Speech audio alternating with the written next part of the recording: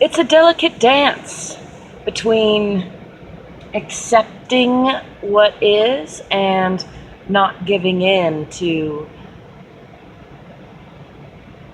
old stories and recreating old patterns in the future, but really being present in the now.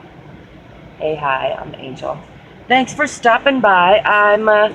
Was struggling this morning a little with my body.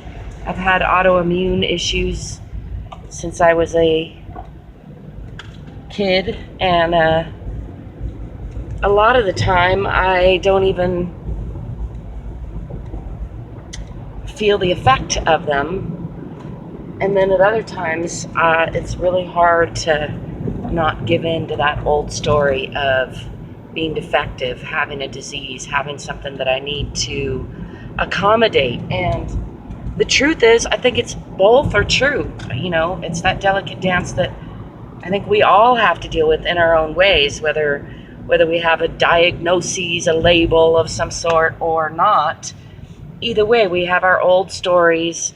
Those stories are limiting beliefs, and then we have the open potential future, which is unwritten, unknown yet, which is an exciting, fantastic thing, I think.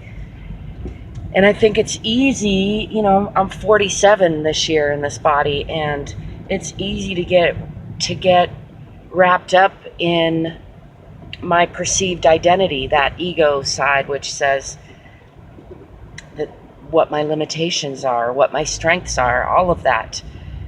When really, whatever my limitations were yesterday, whatever my strengths are today, is no guarantee of what my strengths and limitations will be tomorrow. And that is largely determined by what I align with today, what I focus on, and what I do today. So I think it's important to dance that dance delicately. I like the phrase, a delicate dance.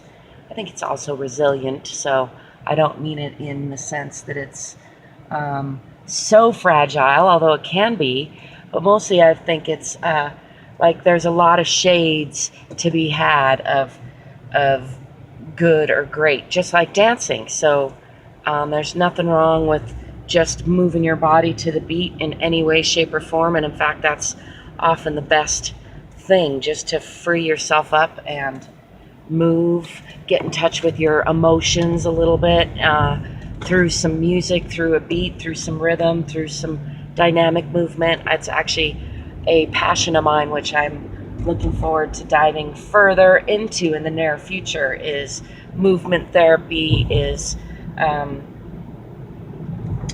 that getting in touch with our emotions through movement, through dance. Anyhow, I took off on a tangent there because that's not the point I was really trying to get at today. The point I was really trying to get at today is that it's both. It's that delicate dance between realizing that you have limitations right now and being okay with that and loving yourself anyway.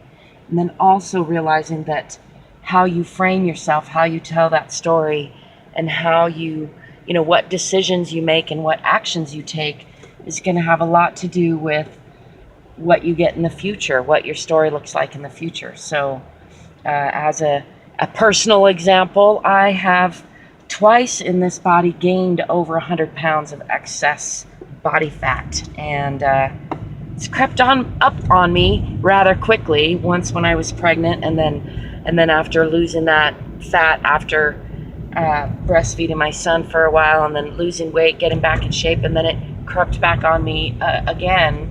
By the time I was in my early 30s, I was again over 100 pounds overweight. So I know what it feels like to feel a little helpless, to feel out of control, to feel like there's a predestiny happen, to feel like there's limitations holding me back with regards to my size and my genetics and my health and all those things. And I also know what it feels like to transmute those, to transform those into strengths, to use the old story as a foundation for a new, better story, which is that I now make my body a priority almost every day. And just recently I kind of fell out of that habit a little bit, was slacking. It was more like once or twice a week making my body a priority. So instead of beating myself up, all I've done is just, reinvigorate myself toward that goal, and it feels good. I invite you to join me in that endeavor. I invite you to write in the comments anything you're struggling with. I invite you to connect to me and support me by all the ways that you will find down in the description below. And as always, I wish you peace, prosperity, positivity, playfulness, and progress, and prosperity. Did I say that? Ooh, and love, and laughter. Oh yeah.